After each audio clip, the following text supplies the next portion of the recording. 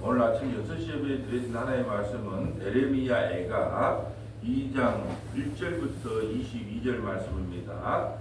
제목은 슬픔의 노래 두 번째 시간입니다. 슬픔의 노래 두 번째 시간입니다. 주제 구절은 1절입니다. 1절에다 별표를 치시면 됩니다. 슬프다 주께서 어찌 그리 진노하사 딸 시온을 구름으로 덮으셨는가. 이스라엘의 아름다움을 하늘에서 땅에 던지셨으며 그의 진노의 날에 그의 발판을 기억하지 아니하셨도다. 아멘. 에레미야 예가는 5장까지 되어 있는데 어제는 왜 예루살렘이 멸망을 했는가, 왜 예루살렘에 있는 주민들이 바벨론을 끌고 갔는가. 첫째는 이스라엘에 대한 죄악 때문이다.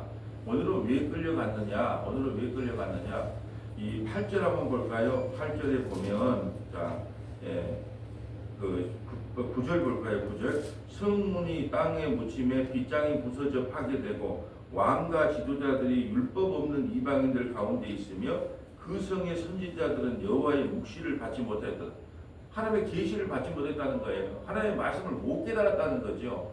하나님의 말씀을 받지 못한 선지자들이 하나님의 말씀을 못 받았으니까 누구 이야기를 할까요? 자기 이야기라는, 인혁이 이야기를 하는 거예요. 자기 이야기를. 하나님의 계시를 전달해야 될 선지자들이 묵시를 못 받았기 때문에, 계시를 받지 못했기 때문에, 자기 이야기를 했기 때문에 예루살렘이 멸망을 했다. 또 한번 볼까요? 13절을 보고 14절 볼까요? 14절. 내 선지자들이 내게 대하여 헛되고 어리석은 묵시를 보았으므로, 하나님의 말씀을 전할 때 헛되고 어리석은 묵시, 어리석은 계시를 보았으므로 내 재앙을 드러내어서 내가 사로잡힌 것을 돌이키지 못하였도다. 그들이 거짓 경고가 뭐예요? 자기에게 유익을 주면 복 받는다고, 자기에게 그 유익을 주지 않으면 심판한다고 하는 거짓 경고. 하나님의 경고는 뭐였어요? 에레미야의 경고는 항복하라는 거예요. 근데 그것보다 거짓 예언자들, 우리가 힘을 합해서 바벨론을 무너뜨릴 수 있다고 하는 거짓 예언자들의 경고를 들었단 말이죠. 또 이호가 함께 할 것을 보았도다. 이러므로 예루살렘이 오늘 멸망을 했다는 거예요. 어제 에레미야 예가 1장에서는 백성의 죄악이 난무하기 때문에, 백성의 죄악이 너무나 가득하기 때문에 멸망을 했다면, 오늘은 선지자들이 제대로 하나님의 말씀을 가르치지 않으므로 멸망을 했다라는 것을 에레미야 예가를 통하여 우리에게 경고해주고 있는 것입니다. 에레미야 예가 2장 1절 볼까요? 오늘은 전남 동부 극동방송에서 말씀의 처방전을 진행합니다. 성령 충만이라는 제목으로 말씀을 증거하거든요. 그래서 오늘 기도회는 없고 말씀만 보겠습니다. 1절 볼까요? 슬프다. 에레미야 선지자는 지금 예루살렘에 있는 주민들이나 고관들이 개처럼 질질 끌려가는, 바벨론에 끌려가는 모습을 보면서 어쩌다가 우리가 이렇게 됐는가를 되돌아보면서 눈물을 흘리고 있는 거예요. 그런데 어제는 백성의 죄 때문이었다면 오늘은 지도자들이, 선지자들이 하나님의 말씀만 바르게 증거했다면 이런 일이 없었을 텐데 라고 하는 안타까움과 눈물을 흘리고 있는 거죠. 슬프다. 주께서 어찌 그리 진노하사 딸 시온을 구름으로 덮으셨는가. 하나님의 백성을 구름으로 덮어버렸다는 말이 뭐냐 하면, 에레미야 예가 3장 44절인가요? 44절 한번 볼까요? 에레미야 예가 3장 44절. 주께서 구름으로 자신을 가리사 기도가 상달되지 못하게 하시고, 주께서 구름으로 자신을 가려버렸대. 그래서 아무리 부르짖고 기도를 해도 기도가 상달되지 않았다는 거예요. 이 구름으로 시온을 가렸다는 것은 너희가 아무리 부르짖고 아무리 기도해도 그 기도가 내게 상달되지 않는다는 거예요. 이제 끝났다는 거예요. 끝났다. 근데 예루살렘에 가서 바벨론에 가서 예루살렘 주민들은 70년 바벨론 포로를 생활하고 와야 된다는 결론이 났다는 거예요. 그걸 구름으로 가졌다 그래요. 구름으로 가졌다는 것은 내가 이제 더 이상 너에게 은혜를 베풀지 않겠다라고 해서 구름으로 덮으셨다는 표현을 씁니다. 이스라엘의 아름다움을 하늘에서 땅에 던지셨으며 그의 진노의 날에 그의 발판을 기억하지 아니하셨도다. 주께서 야곱의 모든 거처들을 삼키시고 긍휼히 여기지 아니하셨으며, 주께서 하셨다는 거예요. 노아사 딸 유다의 견고한 성체들을 허물며 땅을 엎으시고 나라와 그 지도자들을 욕되게 하셨도다. 맹렬한 진노로 이스라엘의 모든 뿔을 자르셨어요. 뿔은 뭘 상징해요? 능력과 권능을 상징하는 뿔. 여러분, 콧불 속에 뿔이 없으면 어떻게 돼요? 예, 능력과 권세가 사라져서 다른 동물에게 잘 먹히죠. 이 뿔이라고 하는 것은 권세를 상징합니다. 능력을 상징합니다. 맹렬한 진노로 이스라엘의 모든 뿔을 자르셨으며 원수 앞에서 그의 오른손을 뒤로 거두시고, 오른손은 무슨 손이에요? 능력의 손, 권능의 손이 오른손이에요. 근데 오른손을 뒤로 감췄다는 거예요. 예. 하나님께서 이 지금 두 가지 표현을 뿔을 잘랐다, 또 오른손을 뒤로 거뒀다는 것은 이제 너에게 능력과 권세를 허락하지 않겠다는 거예요. 심판받으라는 겁니다. 오른손을 거두어 들이시고 맹렬한 불이 사방으로 불사른 같이 야곱을 불사르더라. 예, 오른쪽으로 알기 위해서는 출애굽기 15장 6절 한번 볼까요? 출애굽기 15장 6절. 자, 출애굽기 15장 6절. 예, 오른손이 뭔가 성경을 쭉 찾아보면 오른손이 무슨 손이구나, 이게 이 성경을 통해서 성경을 해석해야 되는데, 예, 우리는 다 그냥 풍문으로 들었소이다. 전통으로 풍문으로 신앙생활을 하시는 분들이 많더라고. 그거 어디서 그런 말을 들었습니까? 그러면 옛날에 신앙생활 때 들었다는 거예요. 그게 풍문으로 신앙생활하는 거거든요. 출애굽기 15장 6절 한번 읽어주세요. 여호와여, 주의 오른손이 권능으로 영광을 나타내시나이다. 여호와여, 주의 오른손이 원수를 부수시나이다. 자, 주의 오른손은 무슨 손? 능력의 손, 권능의 손. 자, 11절 한번 읽어주세요. 온 김에. 여호와여, 12절. 주께서 오른손을 드신즉 땅이 그들을 삼켰나이다. 아멘. 이 오른손이라는 게 뭐냐면 능력의 손, 권능의 손이에요. 근데 주님께서 아까 뿔을 잘라버렸다. 또 오른손을 뒤로 감췄다는 것은 내가 너에게 능력과 권세를 더 이상 허락하지 않겠다는 거예요. 자, 오늘 보면 4절 볼까요? 원수같이 그의 활을 당기고 대적처럼 그의 오른손을 들고 서서 눈에 드는 아름다운 모든 사람을 죽이셨으며 딸 시온의 장막에 그의 노를 불처럼 솟아서. 이게 반항하는 사람들, 또 좀 좋다는 거. 우리가 일제가 쳐들어왔을 때 뭐 도자기, 도공들 다 끌고 가잖아요. 또 뭐 좋은 보물들 다 끌고 가잖아요. 그걸 상징하고 있습니다. 주께서 그의 초막을 동산까지 흘러버리시며 그의 절기를 폐하셨도다. 이제 예배를 안 받는다는 거죠. 여호와께서 시온에서 절기와 안식일을 잊어버리게 하시며 그가 진노하사 왕과 제사장을 멸시하셨도다. 이제 더 이상 너희가 제사 드리는 거 들을 수도 없지만 들여다 드려도 받지 않겠다라는 말씀이에요. 예, 내일 레위기의 말씀을 레위기 24장을 금요 예배 때 보는데요. 레위기 24장은 7대 절기가 기록되어 있어요. 절기를 하려면 몇 장을 봐라? 레위기 23장에 보면 7대 절기가 있는데 첫 번째가 안식일이거든요. 예, 안식일이 무엇인가? 근데 하나님께서는 이제 안식도 포기하고 초막절도 포기하고 모든 절기를 다 포기하겠다는 것은 내가 너희의 예배를 받지 않겠다는, 예배도 드릴 수 없지만 그 예배 드려도 안 받겠다 말씀이에요. 7절 여호와께서 자기 재단을 헐어버리시며 자기 성소를 미워하시며 궁전의 성벽들을 원수의 손에 넘기셨으며 그들이 여호와의 전에서 떠들기를 절기의 날과 같이 하였도다. 여호와께서 딸 시온의 성벽을 헐기로 결심하시고 줄을 띄고 무너뜨리는 일에서 손을 거두지 아니하사 성벽과 성곽으로 통곡하게 하시며 그들이 함께 쇠하였도다. 예루살렘 성은요, 요새 그러니까 18개월이나 버틸 수 있었던 거예요. 근데 그 요새의 성벽도 하나님께서 이제 무너뜨리겠다라는 말씀이에요. 성문이 땅에 묻히며 빗장이 무너져 파괴되고 왕과 지도자들이 율법이 없는 이방인들 가운데 있으며 그 성의 선지자들은 여호와의 묵시를 받지 못했다. 하나님의 말씀을 받지 못했다는 거예요. 하나님의 말씀을 못 받으니까 어떻게 해요? 다른 말로 할까요? 이 성경을 이해하지 못하니까 뭘로 풀어줘요? 윤리 도덕적으로 풀어주는 거예요. 또 이 성경을 이해하지 못하니까 예수로 증거하는 것이 아니라 이렇게 사세요, 저렇게 사세요, 기도 많이 하세요, 말씀 많이 보세요, 전도 많이 하세요, 예수 믿는 사람답게 사세요. 그럼 성도들은 그게 참 설교 잘한다고 생각해요. 거기에는 예수도 없어요. 예, 복음이 없다니까요. 그러니까 이 성경을 예수로 못 푸니까 뭘로? 윤리 도덕적으로 신앙생활만 이야기하다가 이 마무리하는, 그걸 무시를 못 받았다 이렇게 이야기하는 거예요. 우리 다 아는 이야기 좀 한번 찾아볼까요? 아모스 8장 9절부터 13절입니다. 아모스 8장 9절부터 13절. 아모스 8장 9절부터 13절. 왜 북이스라엘이 멸망했느냐? 물론 북이스라엘도 마찬가지예요. 남유다도 마찬가지예요. 아모스는 북이스라엘 선지자거든요. 자, 아모스하고 호세아는 어디 나라 선지자다? 북이스라엘 선지자다. 그거 이제 성경을 자주 잊어버려도 되지만 들을 때마다 기억하면 돼요. 아, 북이스라엘에서 외쳐진 선지자가 호세아하고 아모스구나.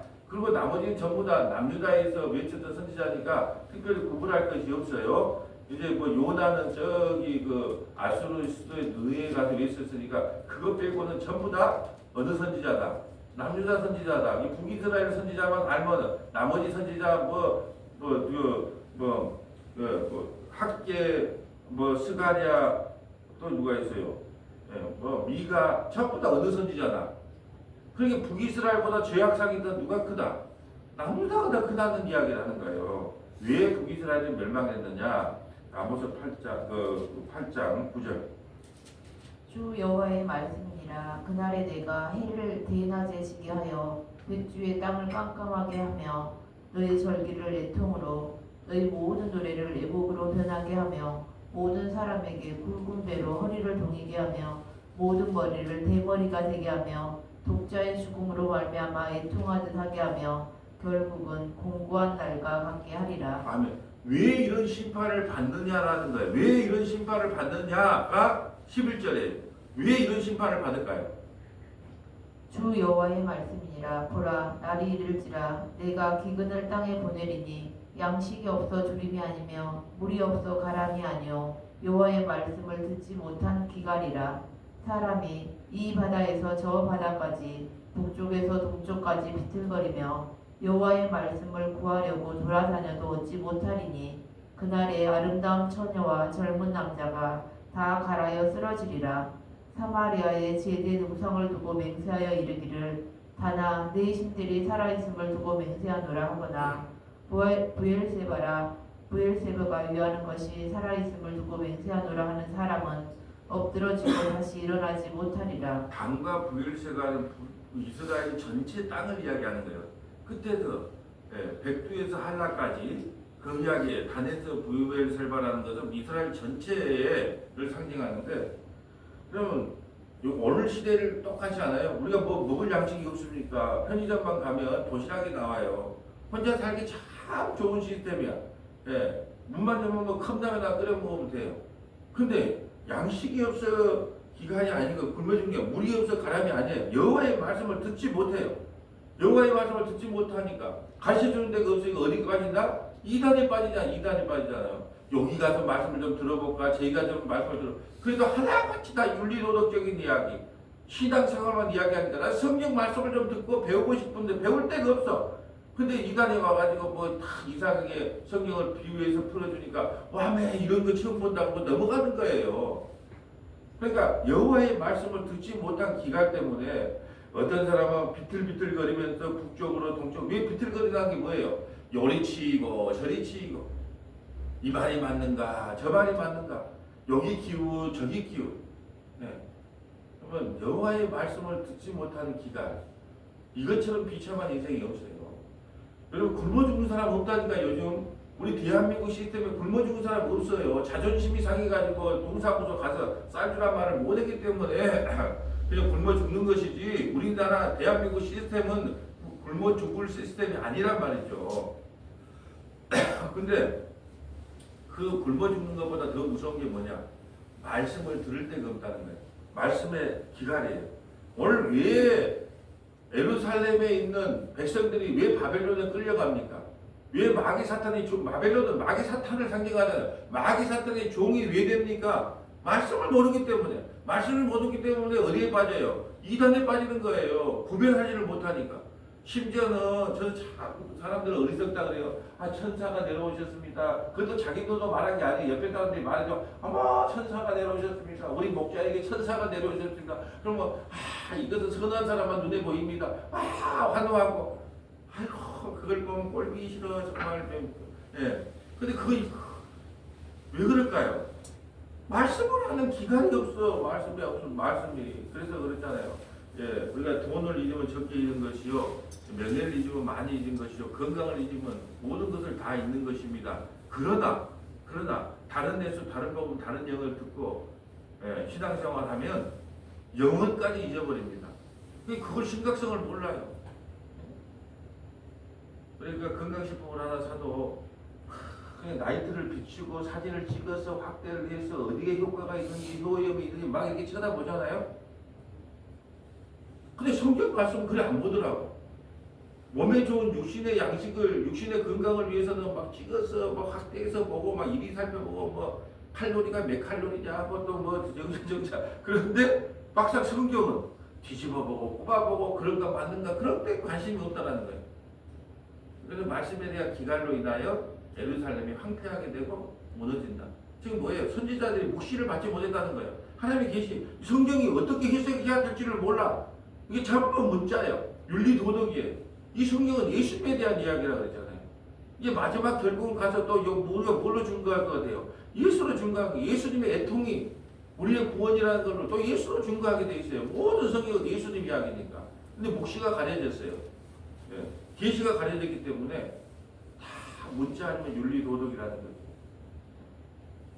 오늘 본문으로 와볼까요? 딸 시온의 장로들이 땅에 앉아 잠잠하고 티크를 머리에 뒤집어쓰고 굵은 배를 허리에 둘렸으며 예루살렘 처녀들은 머리를 땅에 숙였도다. 내 눈이 눈물을 상하게 하며 얼마나 많이 흘렸는지요.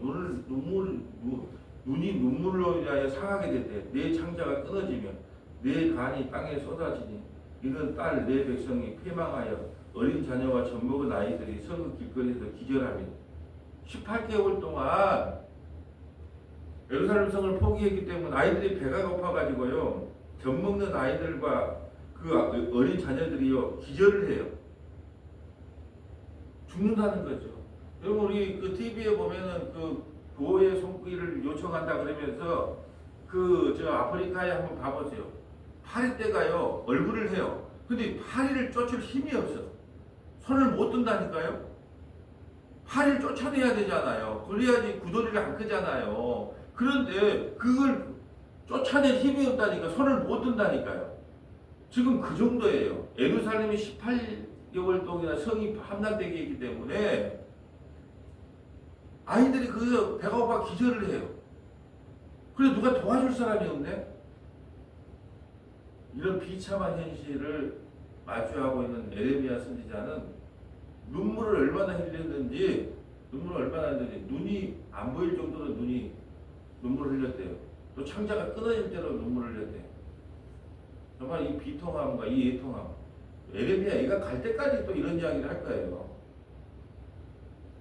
12절 그들이 성읍 길거리에서 상한 자처럼 기절하며 그의 어머니들이 품에서 혼을 떠날 때 못 먹은 거예요. 죽는다 혼이 떠났다가 죽었다는 거예요. 뭘 못 먹어서? 못 먹어서 죽었다니 못 먹어서. 그래서 사마리아가 포위되어 있을 때 아이까지 쌈만 먹는 현실이 있었어요. 그래서 오늘은 이 제비를 뽑아갖고 오늘은 이 아이를 쌈만 먹었어. 근데 내일은 이제 이 아이를 쌈만 먹어야 되는데 그 부모가 안 내나 아이를. 예. 왕에게 어떻게 해야 되냐 물어보는 거예요. 분명히 오늘은 우리 아이를 쌈만 먹고 내일은 지가 아이를 쌈만 먹기로 했는데 지가 아이 너무 우리 아이 쌈만 먹고 나서 내일은 안 내놓는다는 거예요. 이 비참한 현실.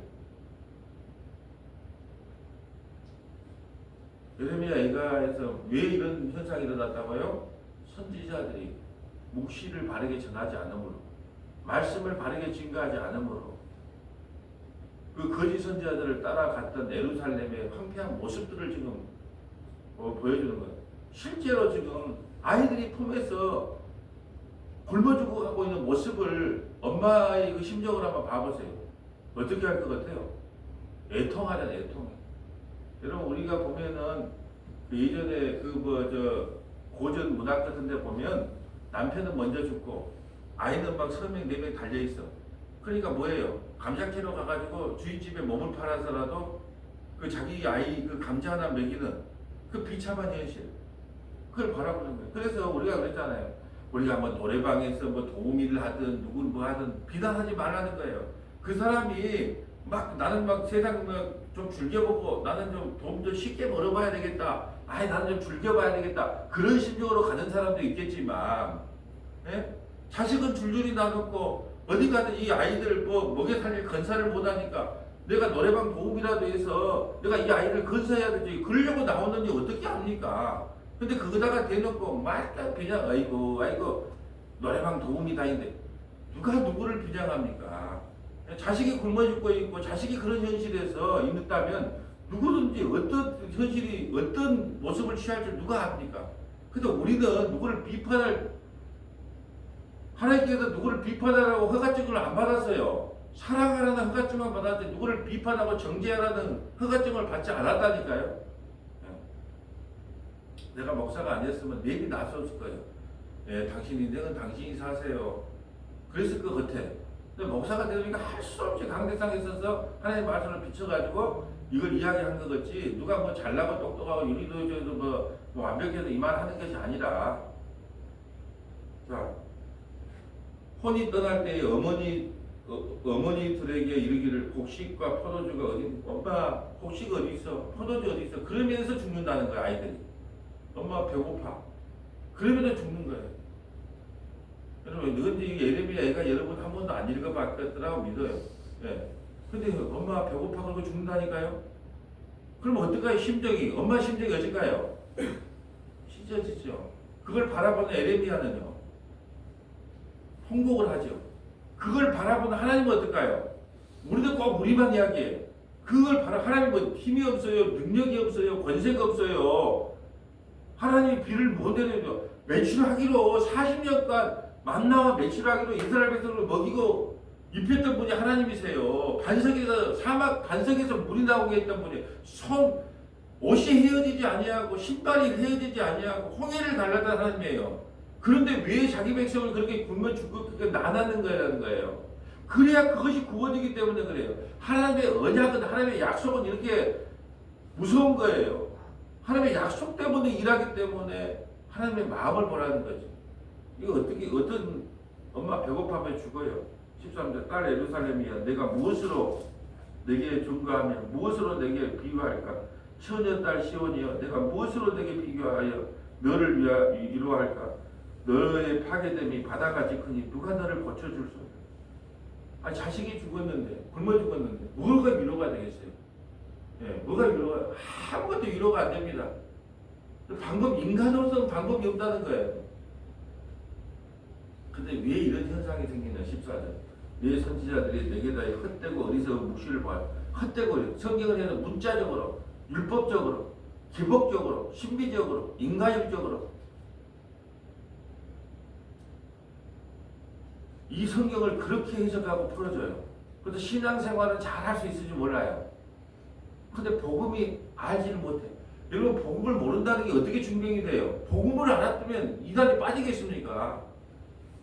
하이델베르크 웨스트민스터 신앙 고백서라고 하는 그 교리들만 제대로 가르쳤어도 이단에 빠지겠어요?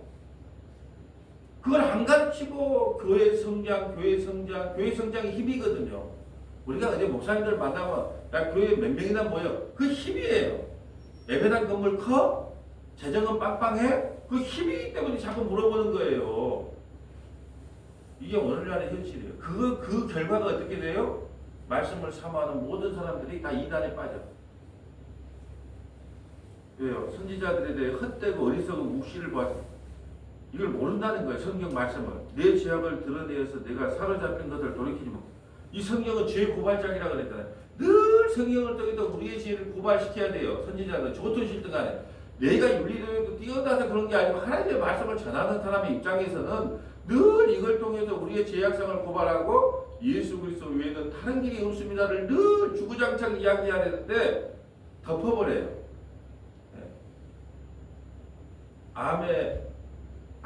초기 암한테는 수술하면 살거든요. 근데 환자를 생각해서 덮어버려요. 아이고, 소화제 좀 먹으면 낫겠네요.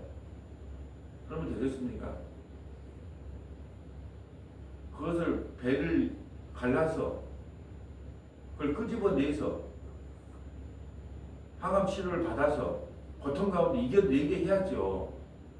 그런데 덮어버렸다는 뜻이에요. 그리고 아까 새끼만 발라줬다는 뜻이에요. 누가요? 선지자들이. 오늘날 교회 현실 같지 않아요? 교회 오면은 그냥 새벽 예배 나오신 분, 수요예배, 금요예배, 전도 이렇게 많이 하신 분들, 연말 연시에 여러분 정말로 그렇습니다 하고 연말 연시에 전도왕 어떻게 해요? 시상하잖아요. 우리 구역장 진짜 이게 구역이 활성화됐으니까 근역이 있을 수 없으니까 동남아 여행 3박 5일 금반지 10돈, 금값도 비싼 모닝차 한 대, 이 교회입니까? 응? 오늘날의 현실이에요, 현실. 오늘날의 현실이 이런 현실이에요. 죄악을 드러내서 돌이키게 해야 되는데 거짓 경고와 미혹을 통해서 그들에게 돌이킬 기회를 잊어버리게 했다는 거죠. 이게 우리 아침마다 에레미야를 통해서 막 죄가 폭로되고 그냥 기분 나빠져요. 그것이 성경에서 우리에게 요구하는 거예요. 그러므로 우리 믿지 말고 예수 믿으라는 거예요. 우리가 안 믿어지게 하는 거예요. 자꾸 우리 믿지 못하게 이렇게 말씀을 가고 자꾸 절단시키는 거예요. 말씀 좀 적어볼까요? 에레미야 8장 7절부터 12절, 에레미야 8장 7절부터 12절, 디모데후서 4장 1절부터 4절, 디모데후서 4장 1절부터 4절, 히브리서 11장 1절부터 3, 히브리서 1장 1절부터 3절, 히브리서 1장 1절부터 3절. 자, 에레미야 8장 7절 가볼까요? 에레미야 8장 7절. 우리가 다 보고 왔지만 우리에게는 까먹는 은사가 있어요. 예, 그래서 그냥 그리고 까먹는 게 은혜예요. 왜 그런 줄 아세요? 하나님의 말씀은요 소화가 돼야 돼요. 그리고 까먹어야 돼요. 그냥 다 먹고 소화돼야 돼요. 언제 그 말 들은 적도 없는데 또 다시 듣고 또 다시 듣고 하는 것이 하나님의 뜻이에요. 예. 자, 에레미야 8장 7절 읽어주세요. 공중의 학은 그 정한 시기를 알고 산비둘기와 제비와 두루미는 그들이 올 때를 지키거늘 내 백성은 여호와의 규례를 알지 못하도다. 아멘. 어떤 지사님이 그래요. 철새가 어제 아침에 들어갔던 철새가 저녁에 다시 돌아왔네. 예. 그래서 내가 왜 철새는 때가 되면 돌아오는데 사람은 한번 집을 나가면 돌아올 줄을 모를까요? 지금 오늘 내가 이 성경 구절을 인용해서 한 말이에요. 그냥 한 말이 아니라 공중의 학은 그 정한 시기를 알고 산비둘기와 제비와 두루마리는 그들이 올 때를 지키거늘 내 백성은 여호와의 규례를 알지 못하다. 우리 성화사교회를 말씀이 좋네, 어쩌네 이런 말씀 없네 했지만 다른 데서 가서 신앙생활 하다가 야 내가 좀 진짜 말씀이 그게밖에 없구나. 그 말씀을 좀 제대로 배우고 들어야 되겠구나 하면 철새가 집을 나간 것도 돌아와야 되는데 돌아온 철새를 한 명도 못 봤어요. 왜 못 돌아올까요? 자존심이거든요. 나는 자존심이 있기 때문에 안 된다는 거예요. 그래서 오늘 뭐라 그럽니까? 공중의 학도, 산비둘기도, 제비도, 두루마리도 올 때, 갈 때가 있으면 다시 돌아올 때가 있는데 왜 하나님의 백성은 한 번 떠나면 돌아올 줄을 모르나? 8절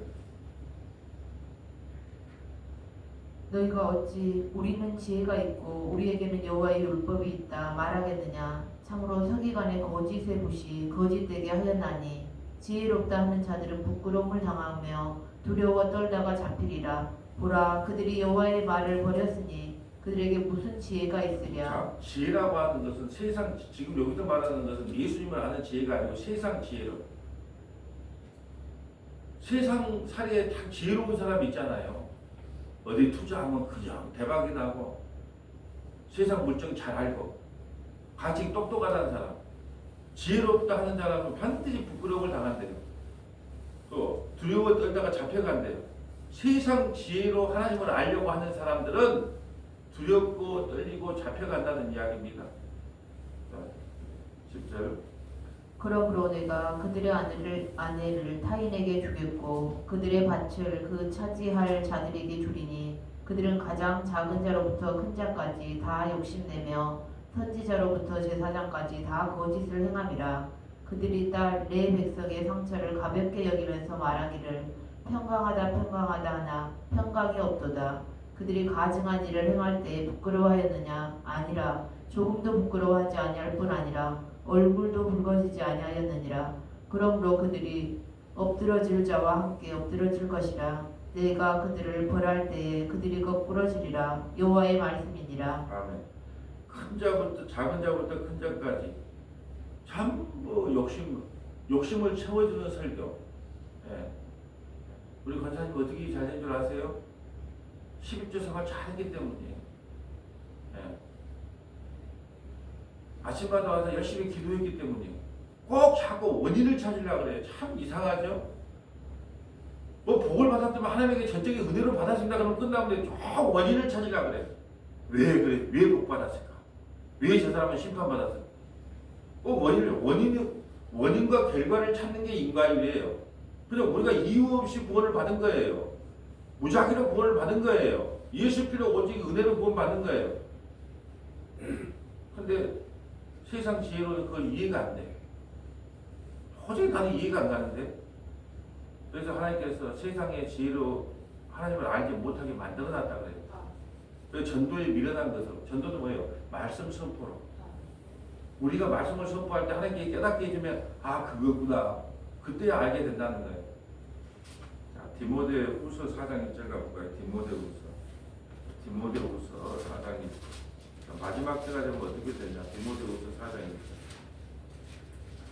하나님의 말씀을 드리려고 하지 않습니다. 자,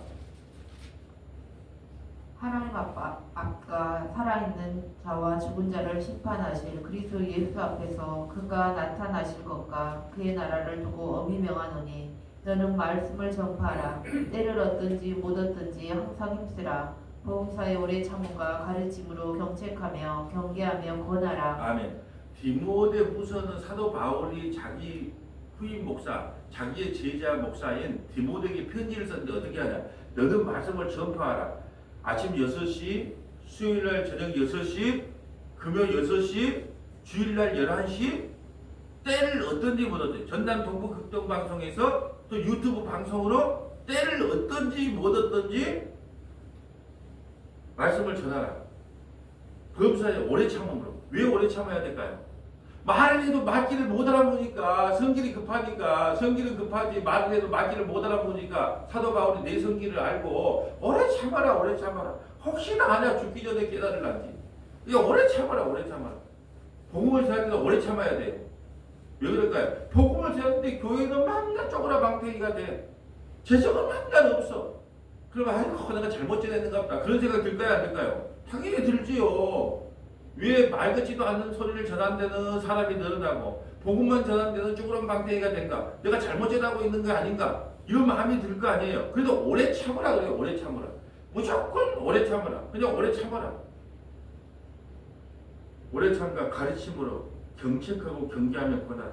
경책하라는 거예요. 하나님의 말씀을 통해서 우리가 얼마나 큰 죄인인가를 날마다 경책하라는 거예요. 그리고 권하라는 거예요.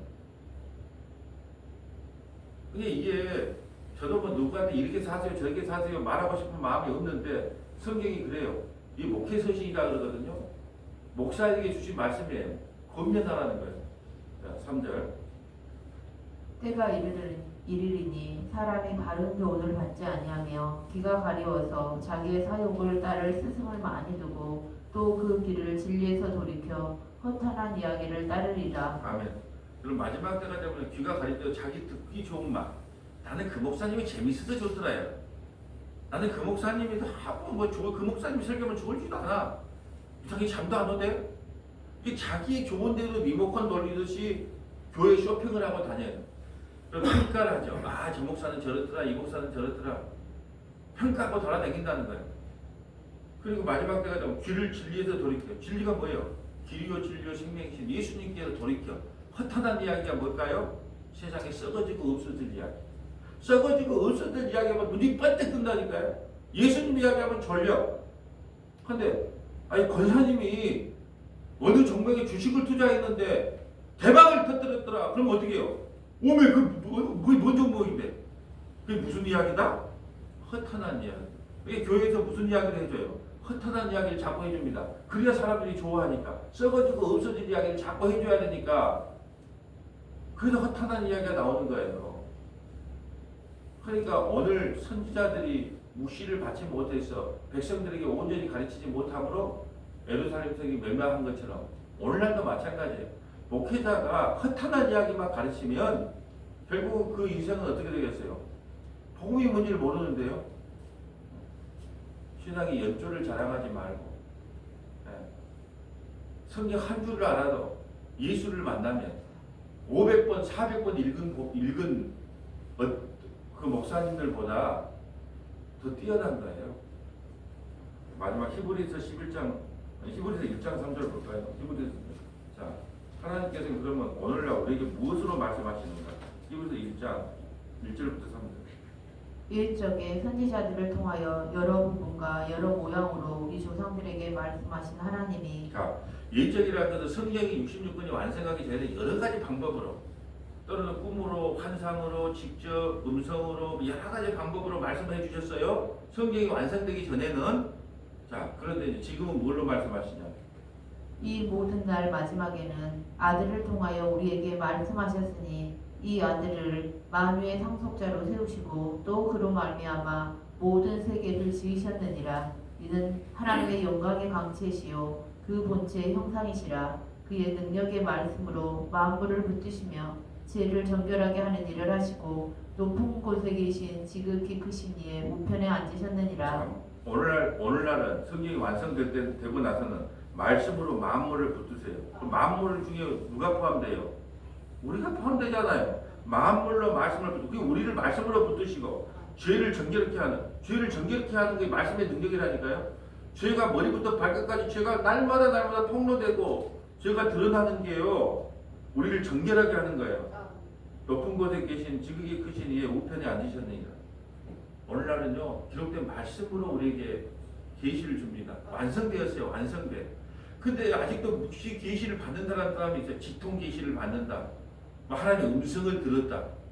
아니 성경으로 이미 말씀해 주셨는데 심지어는 어떤 목사님은요 하나님께서 이번 주일날 설교하지 마라 그랬대. 그런 계시를 받았대. 왜? 나에게 어떤 말씀을 안 줬다는 거예요. 이번 주일날 설교 말씀 본문을 안 줬다는 거예요. 여러분이 이런 소리를 들으면 어떤 생각이 들어요? 야, 우리 그 목사님 우리 목사님은 신령해. 왜 신령해? 본문을 또 하나님이 정해줘야 그 본문을 하는데 오늘 하나님께서 말씀을 안 줬다는 거예요. 그러므로 이번 주에 설교 없습니다. 예, 얼마나 좋을까? 나도 좀 써먹었으면 좋고 놀러 가면서 이번에 하나님께서 나에게 그 계시의 말씀을 안 줬기 때문에 이번 주일날 하루 쉴랍니다. 얼마나 좋을까요? 여러분 그렇게 말하면 뭐라고요? 아니 목사님 이미 1189장 31,174장 이미 계시를 다 주셨는데 뭘 따로 계시를 줍니까? 이렇게 말을 해야 되는데 신령하게 봐요. 희한하죠? 왜 그럴까요? 모르니까. 모르면 이리 당하고 저리 당하는 거예요. 오늘날은 이 말씀으로 우리에게 이야기하는데 이 말씀이 풀어서 설명이 못하니까 묵시를 보지 못하니까 백성들이 이 고난과 고통을 당하는 겁니다. 자, 이제 15절부터는 좀 읽어주세요. 모든 지나가는 자들이 다 너를 향하여 박수치며 딸 예루살렘을 향하여 비웃고 머리를 흔들며 말하기를 온전한 영광이랴. 모든 세상 모든 사람들의 기쁨이라. 일컫는 성이 이 성이냐 하며 내 모든 원수들은 너를 향하여 그들의 입을 벌리며 비웃고 이를 갈며 말하기를 우리가 그를 삼켰도다. 우리가 바라던 날이 과연 이 날이라. 우리가 얻기도 하고 보기도 하였다 하도다. 여호와께서 이미 정하신 일을 행하시고 옛날에 명령하신 말씀을 다 이루셨으며 긍휼히 여기지 아니하시고 무너뜨리사 원수가 너로 말미암아 즐거워하게 하며 내 대적들의 뿔로 높이 들리게 하셨도다. 그들의 마음이 주를 향하여 부르짖기를 딸 시온의 성벽아 너는 밤낮으로 눈물을 강처럼 흘릴지어다. 스스로 쉬지 말고 내 눈동자를 쉬게 하지 말지어다. 초저녁에 일어나 부르짖을지어다. 내 마음을 주의 얼굴 앞에 물 쏟듯 할지어다. 갓길 너기에서 주려 기진한 내 어린 자녀들의 생명을 위하여 주를 향하여 손을 들지어다 하였도다. 저는 19절을 보면서 이런 말이 들어요. 내 어린 자녀들의 생명을 위하여 주를 향하여 손을 들지어다. 우리 자녀들이 참으로 자녀 이야기만 나오면 그렇게 가슴이 아픈 거예요. 예. 자녀들을 위해서 여기도 먹을 양식이 없어서 우라는 말이 아니에요. 자녀들이 신앙생활 하지 않잖아요. 믿음 생활도 하지 않고 말도 안 듣잖아요. 옛날 중학교 고등학교 갈 때 용돈 받아가지고 할 수 없이 앉아 있었어요. 그래서 지금은 나보다 더 돈을 많이 벌고 더 잘 나가는데 말을 듣겠어요? 그때 우리가 할 수 있는 일이 뭐예요? 주를 향하여 손을 들지어다. 누구를 위해서? 네 어린 자녀의 생명을 위하여. 근데 오늘날은 이 자녀들 다 몰래에다가 제사를 지내요. 몰래에게 인신제사를 드린다니까요. 어디에다가 인신제사를 드려요? 출세. 야, 우리 아들 삼성 들어갔어. 우리 아들 서울대 들어갔어. 우리 아들 사법고시 합격했어. 대치동에 한번 가봐. 대치동. 예, 저도 뭐 가보지는 않았는데 TV에서 보니까 대치동 줄을 서 있더라고. 그 새벽 2시, 3시 있는데도 그냥 막 벤치, 뭐 BMW, 제네시스 해갖고 막 줄을 서 있어. 왜? 여기 딱 태워서 또 다른 학원 보내야 되고 또 다른 도서관 가야 되고 이게 몰래에게 제사 지내는 거 아니면 뭐겠습니까? 이 세상의 출세를 위해서 그렇게 몸부림치면서 그 자녀의 영원한 생명, 그 영원한 생명을 위해서 얼마나 몸부림치면서 너희가 기도한 적이 있느냐? 지금 하나님도 우리에게 그걸 묻는 거예요. 너희가 자녀들을 위해서 애통하면서 기도한 적이 있느냐?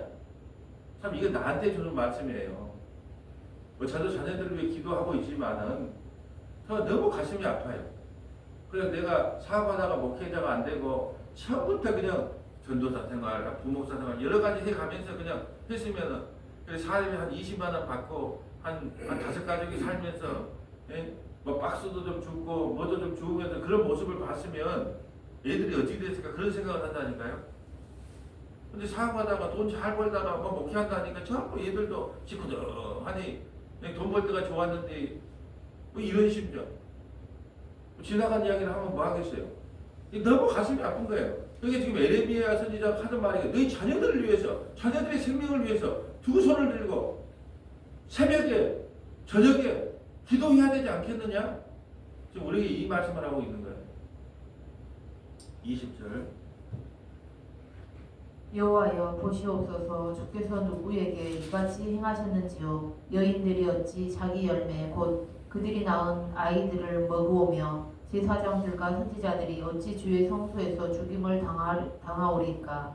늙은이와 젊은이가 다 길바닥에 엎드려졌사오며 내 처녀들과 내 청년들이 칼에 쓰러졌나이다. 주께서 주의 진노의 날에 죽이시되 긍휼히 여기지 아니하시고 도륙하셨나이다. 주께서 내 두려운 일들을 사방에서 부르시기를 절기 때 무리를 부름같이 하셨나이다. 여호와께서 진노하시는 날에는 피하거나 남은 자가 없나이다. 내가 낳아 기르는 아이들을 내 원수가 다 멸하였나이다. 아멘. 예루살렘에 절기를 지키려고요. 그 작은 성에 수백만 명이 몰려왔단 말이죠. 근데 이제는 그들이 절기 지키려고 하는 게 아니고 우리를 멸망시키려고 수많은 사람들이 몰려들었다는 뜻이죠. 자, 우리 성경 하나만 찾아보고 마칠게요. 스가랴 12장 10절부터 14절. 스가랴 12장 10절부터 14절. 우리가 애통하는 것이 얼마나 큰 복인가. 스가랴 12장 10절. 말라기 앞에 나와 있습니다. 말라기 앞에 있는 스가랴 12장 10절. 내가 다윗의 집과 예루살렘 주민에게 은총과 강구하는 심령을 부어주리니 그들이 그 찌른 바 그를 바라보고 그를 위하여 애통하기를 독자를 위하여 애통하듯 하며 그를 위하여 통곡하기를 장자를 위하여 통곡하듯 하리로다. 아멘. 자, 주님께서 은총과 강구의 심령을 보여 은혜를 부어주면 어떻게 되냐? 십자가에 매달리신 예수님을 보고 내가 바로 나의 죄 때문에 예수님이 저렇게 십자가에 죽으셨구나 하고 애통의 심령이 일어난다는 거예요. 하나님께서 은혜 받은 사람만, 은혜를 베푸는 사람만이, 그래서 예수님이 십자가에 죽을 때 한편 강도가 뭐라 그래요? 우리는 우리 죄 때문에 죽지만 저분은 죄 없는 분인데 우리를 대신하여 죽었다고. 주님, 당신의 나라에 갈 때 날 좀 기억하여 주세요 하고 애통이 일어나요. 그 사람이 구원받은 사람이에요. 또 십자가 밑에 백부장, 이방인 백부장이 실로 그는 하나님의 아들이었구나 라고 애통이 일어나는 거예요. 그래서 베드로가 설교할 때 그래요. 너희가 십자가에 못 박은 예수를 하나님이 주와 그리스도가 되게 하셨다라고 설교를 하는 거 어떻게 해요? 그들이 마음이 찔려 어찌할까 하거나 주 예수를 믿으라. 그러면 성령의 세례를 받을 것이라 말하는 거예요. 그럼 은혜 받은 사람은 애통이 일어나요. 어찌할까 하고 애통이 일어나요. 은혜를 받아야 애통이 일어나. 은혜를 받지 않으면 애통이 안 일어나요. 에레미야가 너무나 성령 충만했기 때문에, 은혜를 받았기 때문에 이걸 보고 애통하고 우는 거예요. 그리고 오늘 뭐라고 말씀하냐? 울으라는 거예요. 뭘 보고? 십자가에 매달리신 예수님, 또 이 나라의 이 세상의 교회를 바라보면서, 믿음의 성도들을 바라보면서, 내 자신을 바라보면서 애통하고 울라는 거예요. 그게 복이라는 뜻입니다. 자, 11절. 그날에 예루살렘에 큰 애통이 있으리니 무기도 골짜기 하다들이 모래 있던 애통과 같을 것이라. 온 땅 각 족속이 따로 애통하되 다윗의 족속이 따로 하고 그들의 아내들이 따로 하며 나단의 족속이 따로 하고 그들의 아내들이 따로 하며 레이의 족속이 따로 하고 그들의 아내들이 따로 하며 시므의 족속이 따로 하고 그들의 아내들이 따로 하며 모든 남은 족속도 각기 따로 하고 그들의 아내들이 따로 하리라. 아멘. 하나님께 은혜를 받은 사람들은 예수님의 십자가의 죽으심과 부활을 보면서 애통이 일어나는 거예요. 나 때문에, 나 때문에. 예. 남 때문이 아니라 나 때문에 예수님이 십자가에 죽으셨구나. 그 애통함이 일어난다는 거예요. 자, 말씀을 정리합니다. 오늘 가장 큰 핵심은 뭐냐면 선지자들이, 오늘날 목사들이 이 묵시의 말씀, 이 계시의 말씀을 통하여 우리가 얼마나 큰 죄인인가 날마다 폭로시키는 거예요. 그럴 때 회개하고 예수 믿는 거예요. 아, 그렇구나. 예수 그리스도 그분 외에는 다른 구원의 길이 없구나. 그래서 예수도 한 번 믿고 마는 게 아니에요. 한 번 믿었으니까 이제 전도하세요, 봉사하세요 아니에요. 오늘도 예수 믿습니다. 매 순간마다 예수 믿습니다. 내일도 예수 믿습니다. 그런 고백으로 하루하루를 견뎌나가는 저와 여러분 되시기를 주님의 이름으로 소원합니다. 아버지 하나님 감사합니다. 오늘 에레미야 예가 2장을 통하여 왜 이스라엘 백성들이 애굽의 바벨론의 포로로 끌려갔는지 선지자들이 하나님의 말씀을 바르게 증거해야 됨에도 불구하고 묵시가 임하지 않으므로 자기의 이야기를 함으로 백성들이 회개하고 돌이킬 기회가 잊어버리고 영원한 그 고난과 고통 가운데 빠져 살아가는 모습들을 바라봅니다. 아버지 하나님, 이 모든 것이 다 우리의 죄악 때문임을 깨닫게 하시고 하나님의 말씀을 바르게 깨닫고 바르게 이해하며 바르게 선포하는 은혜를 우리 모두에게 베풀어 주시옵소서. 우리 구주 예수님 이름으로 기도합니다. 아멘.